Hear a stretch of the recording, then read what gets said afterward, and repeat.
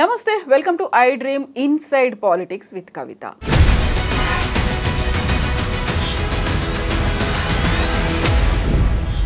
ఈ మధ్యలో తెలంగాణలో రాజకీయంగా ఒక చర్చ విపరీతంగా జరుగుతోంది. అది బీఆర్ఎస్ పార్టీ బీజేపీలో కలవబోతోందని. ఎవరికి ఆ అవసరం ఉంది, ఎందుకని ఆ అవసరం ఏర్పడింది, ఎవరు ఇంట్రెస్ట్ చూపిస్తున్నారు, ఒకవేళ బీఆర్ఎస్ఏ బీజేపీలో కలిస్తే రాష్ట్రంలో రాజకీయంగా ఎలాంటి మార్పులు రాబోతున్నాయి, ఈ చర్చే ఎక్కువగా జరుగుతోంది. అదే మాట్లాడుకోబోతున్నాం. మనతో పాటుగా ఉన్నారు పొలిటికల్ అనలిస్ట్ త్రిపురనేని చిట్టి గారు. హలో సార్, నమస్తే. సో పొలిటికల్గా చూస్తే తెలంగాణ రాష్ట్ర రాజకీయాలు ఎలాంటి మార్పు రాబోతుందంటారు? ఎందుకంటే బీఆర్ఎస్ బీజేపీలో కలుస్తోంది, అందుకే బీఆర్ఎస్ లీడర్స్ అందరూ ఢిల్లీలో ఉన్నారు అనే మాట. ఇది పని పాట లేని ఒక లైమ్ లైట్లో ఉండటం కోసం తయారు చేసిన ఒక వ్యర్థమైన వ్యాఖ్యానం.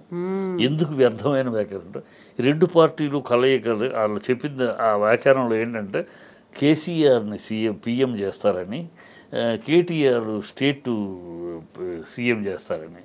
ఇది లెక్క చూసుకుంటే రాజకీయ చిత్రం తీసుకుంటే ఇవాళ మోడీ గారు ఏ పొజిషన్లో ఉన్నారు? మోడీ గారు ఏకఛత్రాధిపత్యంగా ఇదిగో ఈయనే ప్రెసిడెంట్, ఇదిగో ఈయనే వైస్ ప్రెసిడెంట్ అనే స్థాయిలో లేదు పార్టీ. గతంలో 303 సీట్లు కనుక ఆయన ఇదిగో వేలు చూపించి ఈయన వైస్ ప్రెసిడెంట్, ఈయన ప్రెసిడెంటే అయిపోయింది. ఇవాళ 240 సీట్లే. ఈ has to depend on other parties కావాలి. సో వాళ్ళందరికీ ఆమోదయోగ్యమైన ఒక వ్యక్తినే ప్రెసిడెంట్గా ఎన్నిక చేయగలరు. ఆయన ఇష్టానికి చెప్తే నితీష్ కుమార్ ఊరుకోడు, శరద్ పవార్ ఊరుకోడు, చంద్రబాబు లాంటి వాళ్ళు ఊరుకోరు. కనుక ఈ జరిగే పని కాదు, అయ్యే పని కాదు. ఊహాజనితంగా తనను తాను ప్రమోట్ చేసుకుంటానికి, తాను లైమ్ లైట్లో పెట్టుకుంటానికి ఎవరు చేసిన వాచాలత్వం తప్పితే ఇంకోటి కాదు. ఎందుకు ఇప్పుడు సపోజ్ వాళ్ళు అన్నట్టే అనుకుందాం. ఇక్కడ అంటే మరి కేటీఆర్ని సీఎం చేస్తే కిషన్ రెడ్డి, ఈటెల రాజేంద్ర, బండి సంజయ్, లక్ష్మణ్ వీళ్ళంతా గోల్డ్ గెలుకుంటూ ఫారెన్ టూర్ వెళ్తారా జాలీ ట్రిప్కి వదిలేసి? ఏం మాట్లాడేటప్పుడు పిచ్చి ఒక విద్యతో ఉండాలి, ఒక విశ్లేషణ చేసేటప్పుడు కూడా ఒక జ్ఞానం కావాలి. ఏదో ఒకటి మనం మాట్లాడేసి అది వైరల్ అవుద్ది, దాని ద్వారా మనం ముందు లైమ్లో ఇటుకు వస్తాం. ఆ విషయం ఏదైనా ముందు లైమ్లో ఇటుకు అన్న ఒక తాపత్రయంతో చేసిన తప్పితే దీనికి నిబద్ధత కానీ ఒక రాజకీయ సైంటిఫిక్ అప్రోచ్ కానీ లేదు. సైంటిఫిక్ అప్రోచ్ ఏ కోణాన లేదు ఈ మాటకి. అందుట్లో బీఆర్ఎస్ అనేది రెండు పార్టీలతోటి వ్యతిరేకిస్తూ 10 ఏళ్ళు పోరాడింది. రెండు జాతీయ పార్టీలు ఇవాళ కాంప్రమైజ్ అయ్యి కూతురు బెయిల్ కోసం కాంప్రమైజ్ అయితే ఎప్పుడూ అయిపోయి బెయిల్ తెచ్చేసుకున్నారు కదా. ఆ కాంప్రమైజ్ అవ్వటానికి సిద్ధంగా లేరు. జరగని చూద్దామనే ఉన్నారు. అది ఇవాళ ఎందుకు వెళ్తాడు? ఇన్ని రోజులు అయిపోయినాకి 6 నెలలు 7 నెలల పైన అయిపోయింది జైలుకి. 5 నెలలు అవుతుంది. 5 నెలలు జైల్లో ఉన్నాక ఇప్పుడు కాంప్రమైజ్ ఎందుకు అవుతారు? అయితే ఆ అవసరం అనేది మోదీ దగ్గర నుంచి కూడా ఉంది అనేది. అక్కడ ఢిల్లీ అసెంబ్లీ ఎన్నికలు అయిపోయిన తర్వాత అప్పుడు కవిత బయటకు వస్తారు. మోడీకి ఏం అవసరం? మీ దగ్గర ఏం ఎంపీ సీట్లు ఉన్నాయి, రాజ్యసభ సీట్లు ఉన్నాయి, లోక్సభ సీట్లు మన దగ్గర లేవు కదా. బీఆర్ఎస్ సహకారం ఎందుకు కావాలి? జగన్ సహకారం కోరారంటే అర్థం ఉంది. జగన్ సహకారం కోరితే 4 సీట్లు ఉన్నాయి. రేపు 240, వాళ్ళు 233 ఉన్నారు. వాళ్ళు ఇంకొక 35 సీట్లు, ఇంకో 40 సీట్లు కనుక వాళ్ళు కాంగ్రెస్ పెంచుకోగలిగితే ఇక్కడ ఇబ్బంది పడతారు. అందువల్ల ఆ 4 సీట్లు అక్కడ కావాలి. అందరిని కొంచెం బతిమాలుకుంటూ జాగ్రత్త చూసుకుంటూ చంద్రబాబును అందరూ చూసుకోవచ్చు. టీఆర్ఎస్కి ఏమున్నాయి ఎంపీ సీట్లు మోడీ వీళ్ళ దగ్గరికి అడ్జస్ట్ అవ్వడానికి? కానీ తెలంగాణ రాష్ట్రం మీద పట్టు సాధించడం, లేకుంటే కాంగ్రెస్ రేవంత్ రెడ్డిని పక్కన పెడితే బీఆర్ఎస్ హెల్ప్, ఫ్రెండ్షిప్. బీఆర్ఎస్ ముఖ్యమంత్రి అవడానికి బీజేపీ సహకరిస్తుందా? బీఆర్ఎస్ దింపాలనే కదా బీజేపీ పోరాటం. వాళ్ళు బీజేపీ పోరాటం BJP versus Congress, BJP versus TRS ఉన్నది. గతంలో బండి సంజయ్ పీరియడ్లో బీజేపీ వర్సెస్ టీఆర్ఎస్. అది కాస్త బండి సంజయ్ దింపేసి కిషన్ రెడ్డి కానీ టక్కనే ప్రజల్లో ఆలోచన మార్పు వచ్చింది. అది BJP versus TRS versus Congress అయిపోయింది. సో ఈ మధ్యలో బీజేపీకి ఓట్లు వేయటం వల్ల, బీఆర్ఎస్కి ఓట్లు వేయటం వల్ల ఆ ఓట్లు హైదరాబాద్ పొలిమేరలో దాటవు ఎంపీ సీట్లు. ఎందుకంటే వీళ్ళు బీఆర్ఎస్ అటు కాంగ్రెస్ తోటి కానీ అటు బీజేపీతో కానీ సహకారంతో లేరు. సో ఈ ఓట్ల యొక్క పవర్ ఢిల్లీ దాకా చేరదు. బీఆర్ఎస్ ఓట్లు వేస్తే ఇక్కడే ఈ పొలిమేరలోనే ఉంటుంది. ఆ కనుక ఏమైపోయింది, వాడు బీఆర్ఎస్కి వేయటం వేస్ట్ అవుతుంది కనుక ఎవరు ఇష్టం వచ్చిన వాళ్ళు బీఆర్ఎస్ శ్రేణులు కొంతమంది ఇష్టమై కాంగ్రెస్కి, కొంతమంది ఇష్టమై బీజేపీకి వేశారు. ఆ తన్నులాటలో బీజేపీకి 4 నుంచి 8 వచ్చింది, అంతకు మించి ఇంకేం కాదు. దానికి సరెండర్ అయిపోవాల్సిన అవసరం, ఫైటింగ్ 10 ఏళ్ళు పోరాడారు. మనం 14 ఏళ్ళు పోరాడితే అధికారంలోకి వచ్చి 10 ఏళ్ళు ఉన్నారు. ఇంకో 5 ఏళ్ళు అపోజిషన్లో ఉంటారు. చంద్రబాబు ఎన్ని సంవత్సరాలు రూలింగ్లో ఉన్నాడు, ఎన్ని సంవత్సరాలు అపోజిషన్లో ఉన్నాడు? 14 ఏళ్ళు పరిపాలనలో ఉంటే 12 ఏళ్ళు అపోజిషన్లో లేడు. అపోజిషన్లో ఉన్నంత మాత్రాన, ఎలక్షన్లో ఓడినంత మాత్రాన పార్టీలు భూస్థాపితం అవుతాయి. ఎవరు ఓడిపోలా? రామారావు గారు ఓడిపోలేదా? చెన్నారెడ్డి గారు ఓడిపోలేదా? కరుణానిధి గారు ఓడిపోలేదా? ములాయం సింగ్ ఓడిపోలేదా? లాలూ ప్రసాద్ ఓడిపోలేదా? దేవగౌడ ఓడిపోలేదా? ఎవరు ఓడిపోలా? రాజకీయాల్లో ఓడతారు, గెలుస్తారు.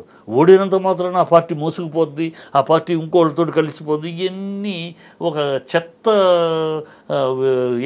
ఏమాత్రం సైంటిఫిక్ లేదు, సొల్లు వాగుడులో వాగే రాజకీయ విశ్లేషణ తప్పితే ఇంకోటి కాదు. అది ఎట్టి పరిస్థితుల్లో జరిగే ప్రశ్న కాదు. ఆ పోరాటగారంటే బీజేపీ తనంతట తానుగా అధికారంలోకి రావాలని చూస్తుంది. బీజేపీ ఎంఐఎంను పోరాడుతూ, ఇప్పుడు బీజేపీ టీఆర్ఎస్లో కలిస్తే టీఆర్ఎస్ బీజేపీ ఒకటైంది అనుకో, ఎంఐఎం కలుస్తా? బీజేపీ ఉంటే ఎంఐఎం వస్తుందా దగ్గరికి? రాదు కదా, అది కుదరదు కదా. వీళ్ళు కలిస్తే ఎంత 39 ప్లస్ 8 47గా, అక్కడ 64 ఉన్నారు కదా. ఒక ఎంఐఎం కలిసినా కూడా ఎన్ని వస్తాయి? 54 కదా. కనుక ఇవన్నీ ఏంటంటే ఊహాజనితగా పిచ్చాపాటి కాలక్షేపం కోసం ఏదో ఒకటి సెన్సేషన్ స్టేట్మెంట్ ఇచ్చేస్తే దాన్ని వైరల్ అవుతూ ఉంటుంది. దాని మీద ఇచ్చిన వాడి పేరు అందరూ ఎవరిచ్చారు, ఎవరు ఈ విశ్లేషణ ఇచ్చారు, పలానా వాడికి లైమ్ లైట్. ఆ వ్యక్తి ఆ లైమ్ లైట్ కోసం ఎప్పుడు తాపత్రయపోయాడో అతని గురించి మనకు తెలుసు. ఎప్పటికప్పుడు ఏదో కాంట్రవర్సీ చేసి లైమ్ లైట్లోకి ఉండాలని తాపత్రయడు బాబుతో ఆ స్టేట్మెంట్. సో కేటీఆర్, హరీష్ రావు ఈ మధ్య తరచుగా ఢిల్లీ పర్యటనలు చేస్తున్నావా, దాని వెనకాల ఆంతర్యం ఇదే అనేటువంటిది ఒక వాదన వినిపిస్తుంటే, కేటీఆర్ చాలా క్లియర్గా ఒక ట్వీట్ చేశారు. ఎంతగా అయితే పోరాటామో అంతే పోరాట పటిమ ఇప్పటికి కూడా మాకుంది, దీన్ని కంటిన్యూ చేస్తాము, ఎవరికి తలొగ్గం, ఎవరితోనూ కలిసిపోయి పోరాడేది కాదు అనే ఒక మాట. 100 వాళ్ళు ఇప్పుడు ఎలక్షన్లు అయ్యి 9 నెలలు అవుతుంది. ఇప్పటికి రేవంత్ రెడ్డి ఎన్నిసార్లు ఢిల్లీకి పోయాడు? ప్రతిదానికి ఢిల్లీనే. బడ్జెట్ ఏ విషయం అనౌన్స్ చేయాలన్నా ఢిల్లీకి వెళ్ళాల్సిందే. ఢిల్లీకి దాసోహం చేస్తూ, ఢిల్లీకి వాంఛన్ కాలుముక్తో ద్వారా అంటూ తిరుగుతున్న ప్రభుత్వం ఇది. మాట వెళ్తే ఢిల్లీ కనుసన్నల్లో ఢిల్లీ కాళ్ళు పిసుకుతూ బతుకుతున్న ప్రభుత్వం ఇది. మొదటి నుంచి దీన్ని వ్యతిరేకిస్తున్న ప్రభుత్వం పార్టీ బీఆర్ఎస్. మేము మొదటి నుంచి ఢిల్లీకి దాసులుగా వద్దు, అటు బీజేపీ అయినా టీఆర్ఎస్, బీజేపీ అయినా కాంగ్రెస్ అయినా ఢిల్లీకి దాసులు. వాళ్ళు ఢిల్లీ మాట ఇక్కడ చెల్లుబాటు అవుద్దు, కానీ ఇక్కడ మాట, ఇక్కడ ప్రజాభిప్రాయం అక్కడ చెల్లుబాటు కాదు. వాళ్ళు ఢిల్లీ ఏమి నిర్ణయిస్తే అది. సో ఈ బాంఛన్ కాలుముక్తారని ఢిల్లీ దాసులు మనకు వద్దు అని మనం పోరాడుతున్నాం. ఏదో ప్రజలు మోసపోయారా, మార్పు కోసం అంటే గబుక్కుని భ్రమలోకి వెళ్ళారా? సరే 10 ఏళ్ళు ఇచ్చాం కదా, ఇంకొక 5 ఏళ్ళు ఇంకోళ్ళకి ఇద్దామని ఒక ఆల్టర్నేటివ్ ఆలోచనలో ఇచ్చారా? మొత్తానికి ఇచ్చారు. మీరు అధికారంలోకి వచ్చినాక మీ నైజం మీరు చూపిస్తున్నారు, మీ దాసోహ బుద్ధి చూపిస్తున్నారు, మీ సూట్ కేసులు ఢిల్లీకి పంపించే మీ ఆనవాయితీ చూపిస్తున్నారు, మీ దౌర్భాగ్య పరిపాలన చూపిస్తున్నారు, మీ అబద్ధాల పరిపాలన చూపిస్తున్నారు, మీ భాషా పరిజ్ఞానం చూపిస్తున్నారు. ఒక వీధిరూడి భాష తప్పితే ఒక చీఫ్ మినిస్టర్ మాట్లాడించిన భాష కానీ, ఒక చీఫ్ మినిస్టర్కి ఉండాల్సిన కల్చర్ కానీ, ఒక ఆ సంస్కారం కానీ లేని విధంగా మాట్లాడుతున్నారు. ప్రజలు గమనిస్తున్నారు. అసెంబ్లీలో సైతం ఆడకూతులను పెట్టుకుని ఈ అక్కలు నమ్ముకుంటే బస్టాండ్లో బెచ్చబెత్తుకోవాలని మాట్లాడటం, ఆ అసెంబ్లీలో కూర్చొని పంచెలు కూడా తీస్తానంటాం, అసెంబ్లీలో పేగులు తీసి మెడలో వేసుకుంటానని మాట్లాడటం, ఈ నీచమైన హేయమైన హీనమైన భాష మాట్లాడటం ఈ ప్రభుత్వానికి బాగా అలవాటైపోయింది. అది యథారాజా తదా ప్రజాని ఎప్పుడైతే సీఎంఏ అలాంటి భాష మాట్లాడుతున్నాడో మిగతా నాయకులు కూడా అలాగే నన్ను చూసాం కదా, నాగేంద్ర నిండు అసెంబ్లీలో ఎంత బూతు మాట్లాడాడో దాన్ని మనం సమర్థిస్తున్నారు. వాళ్ళు ఆవేశం వస్తే మాట సమర్థిస్తున్నారు. ఇంత ఇది ప్రజలు గమనిస్తారు. ఒకప్పుడు రేవంత్ రెడ్డి, చంద్రబాబు సామంత్ రెడ్డిగా ఉన్నప్పుడు సోనియా గాంధీ నోటికి వచ్చాడు తిట్టాడు, నోటికి వచ్చాడు భూతం అన్నాడు, రాక్షస రక్తం తాగే పిపాసి అన్నాడు, అన్నీ అన్నాడు. అప్పుడు అదంతా చంద్రబాబు అకౌంట్లోకి వెళ్ళిపోయింది. ఆ తర్వాత ఓటుకు నోటు కేసులో రవంత్ రెడ్డి అయ్యాడు, సామంత్ రెడ్డి కాస్త రవంత్ రెడ్డి అయ్యాడు. అప్పుడు కూడా అది చంద్రబాబు కోసం చేశాడు రేవంత్ రెడ్డి, కానీ తన కోసం కాదు, అది కూడా చంద్రబాబు అకౌంట్లోకి వెళ్ళిపోయింది. ఇప్పుడు ఎవరి అకౌంట్లోకి వెళ్ళదు, ఎందుకంటే ఇవాళ సీఎం చంద్రబాబు రేవంత్ రెడ్డి, నువ్వు ఇవాళ ముఖ్యమంత్రి రేవంత్ రెడ్డి, 5 కోట్ల తెలంగాణ వాళ్ళకి ప్రతినిధివి నువ్వు. ఆ సంస్కారంతో మాట్లాడాలి, ఆ కల్చర్తో మాట్లాడాలి. ఇవాళ ప్రజలు ఫీల్ అవుతున్నారు, ఎంత తప్పు చేశాం మనం, ఇతని సింహాన్ని పక్కన పెట్టి చిట్టెలుకుని స్థానంలో కూర్చోబెట్టాం. ఒక అల్పులకి, వాళ్ళ కల్చర్లెస్ పీపుల్కి, ఒక వీధిలోడి భాష మాట్లాడే వాళ్ళకి, ఒక అల్పులకి సింహాసనం ఇస్తే ఎంత హేయంగా హీనంగా వాళ్ళ భాషలు ఉంటాయి, ఎంత అసహ్యంగా వాళ్ళ చేష్టలు ఉంటాయి, ఎంత అసహ్యంగా వాళ్ళ చర్యలు ఉంటాయి అనేది ఇది నిలువెత్తు సాక్ష్యం ఈ కాంగ్రెస్ ప్రభుత్వం. ఇక్కడే ఒక ప్రశ్న కూడా వినిపిస్తోంది చిట్టి గారు. ఇప్పుడు ప్రధానంగా అక్కడికి వెళ్ళడం, కలుసుకోవడం, ఒక తెలంగాణలో రాజకీయంగా భూకంపం రాబోతోంది అని చెప్పడం వెనకాల ఆగస్టు సంక్షోభం అనేది కూడా కనిపిస్తుంది. గతంలో ఆగస్టులో జరిగినటువంటి రాజకీయ సంక్షోభాలు, ప్రభుత్వాలు పడిపోవడాలు, సరికొత్త ఈసారి కూడా వస్తుంది అనేది. ఎందుకంటే ఆగస్టు సంక్షోభంకి సూచనలు బాగున్నాయమ్మా. ఈ రేవంత్ రెడ్డి ఓటుకున్నట్టు కేసు వచ్చేసింది, ఛార్జ్షీట్ వేసేసారు. ఈ ఆగస్టు నెలలోనే ఏదో ఒక టైంలో వాద ప్రతివాళ్ళు జడ్జిమెంట్ వస్తుంది. జడ్జిమెంట్ గ్యారంటీగా వీళ్ళకి ఇద్దరికి, ఎందుకంటే ఎవరో చెప్పాల్సిన వీడియోలో దొరికిన ప్రత్యక్ష సాక్ష్యాలు, ఫోన్ మాట నాది కాదు అని డబాయించిన, ఒకవేళ ఫోన్లో నాది కాదు ట్యాంపరింగ్ చేశారు డబాయించిన, వీడియోలో దృశ్యాలు ఉన్నాయి క్లియర్గా, మోటార్లు డబ్బులు అన్నీ. సో ఖచ్చితంగా ఎవరు వేరే సాక్ష్యాలు, కొత్త సాక్ష్యాలు అవసరంలో కంటికి కనపడుతున్న సాక్ష్యం. సో అది ఖచ్చితంగా దాని మీద పడదు. అది పడినప్పుడు ఏంటి, ఇప్పుడు రేవంత్ రెడ్డి మీద అరెస్టు కోర్టు తీర్పు జరిగితే అతను ఆటోమేటిక్గా డిస్క్వాలిఫై అవుతాడు.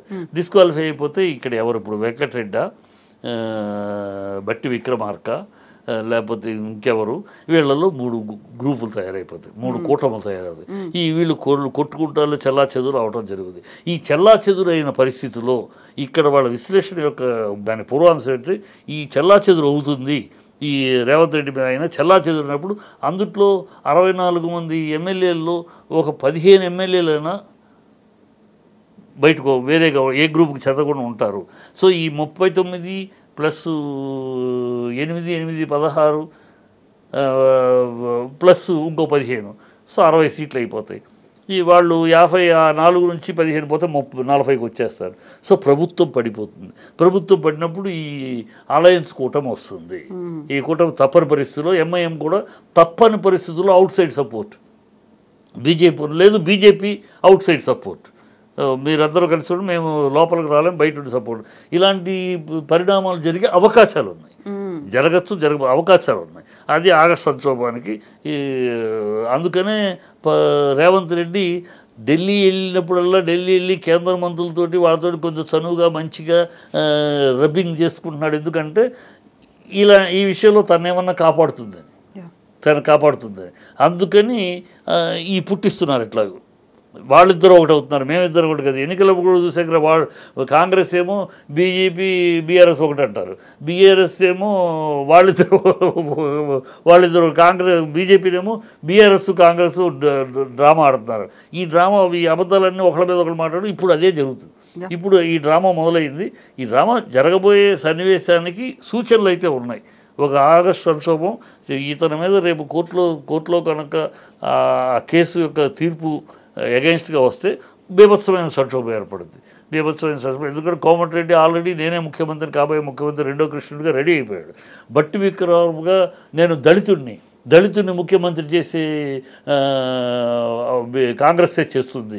ఓట్ల కోసం కాంగ్రెస్ అటు మొగ్గచ్చు, ఈ డబ్బుల కోసం కోమటిరెడ్డికి, సూట్ కేసుల కోసం కోమటిరెడ్డికి వంగచ్చు. ఈ గొడవలో వీళ్ళిద్దరు 2 గ్రూపులు అయితే మధ్యలో ఈ గ్రూపు కాదు ఆ గ్రూప్ అనే కాదని ఒక 15 మంది ఉంటారు. ఆ 15 మంది ఈ కాంబినేషన్కి రావచ్చు. సో ఇంత ఈక్వేషన్స్ ఉన్నాయి. దాన్ని చెప్పలేక, దాన్ని చెప్పకుండా ఇలాంటిది ఏదో ఒకటి వాళ్ళిద్దరు ఒకటి అవుతారు, వాళ్ళిద్దరు ఒకటి బయట నుండి సపోర్ట్ ఉంటుంది. బీజేపీ డెఫినెట్గా గతంలో కూడా చేసింది. బీజేపీ కేంద్రంలో కూడా బీజేపీ అవుట్ సైడ్ సపోర్ట్ ఇచ్చింది. వీపీ సింగ్ అప్పుడు అవుట్ సైడ్ సపోర్ట్ ఇచ్చింది కదా. అవుట్ సైడ్ సపోర్ట్ అనేది ఇక్కడైనా ఇస్తుంది, ఎక్కడైనా ఇస్తుంది. ఆ పరిస్థితి రావచ్చు. ఎందుకంటే బీజేపీ ఉన్న చోట ఎంఐఎం ఉండదు, ఎంఐఎం ఉన్న చోట బీజేపీ ఉండదు కనుక వీళ్ళు 39 ప్లస్ వాళ్ళు 7 46 వీళ్ళు ఒక 8 బయట నుంచి 55 ఉంటే మిగతా 15 మంది వచ్చారంటే అయిపోయాయి 70, 65, 70. సో ఆ ఈక్వేషన్ జరగచ్చు. అది కాకపోతే ఇది కూడా నేను కనపడుతున్న సూచనలు, అంతేగాని జరుగుతుందని గ్యారెంటీ చెప్పాను. రేపు ఎట్లా జరగచ్చు. ఎస్ అండి. థ్యాంక్ యూ సో మచ్ అండి. Thank you so much sir.